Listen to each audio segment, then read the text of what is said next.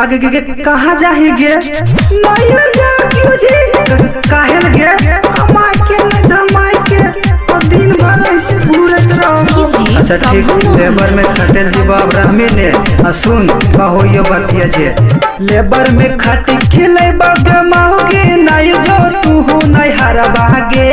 सुनाई के माऊगी हे गे लेबर में खटी खिले बगे माओगे नहीं जो तू नहीं हरा बागे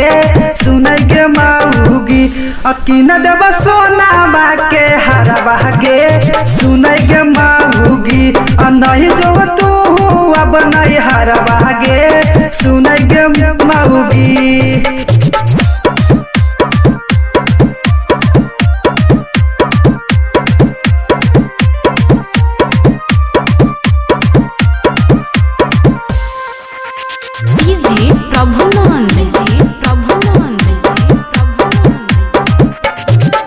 दिन भर में हम गमाऊगी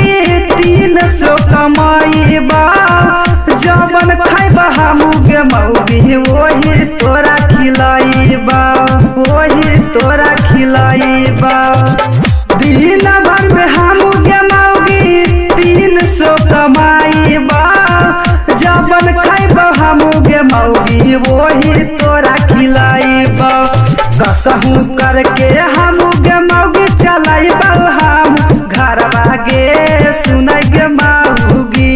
हे गे कसहू करके हम गमाऊगी चलाईबा हम घर बागे सुनाई गमाऊगी अकीन देव सोना बाके हर बागे सुनाई गमाऊगी नहीं जो तू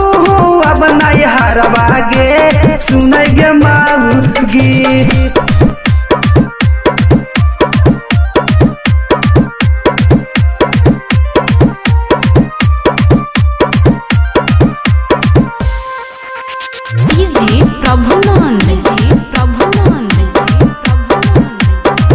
साहुल सुतना के माऊगी बना बम मिस्त्रिया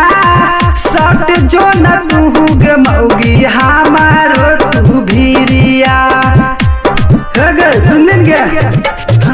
साहुल सुतना के माऊगी बना बम मिस्त्रिया सट जो न तू गमाऊगी हमारो तू भीरिया बनबो मिस्त्रिया कमाई बाऊ रोजे 500 रोजे 1000 बागे सुनाई के माऊगी हे गे बनबो मिस्त्रिया कमाई बाऊ रोजे 500 और 1000 बागे सुनाई के माऊगी नहीं जो तू अब नहीं हरा बागे सुनाई के माऊ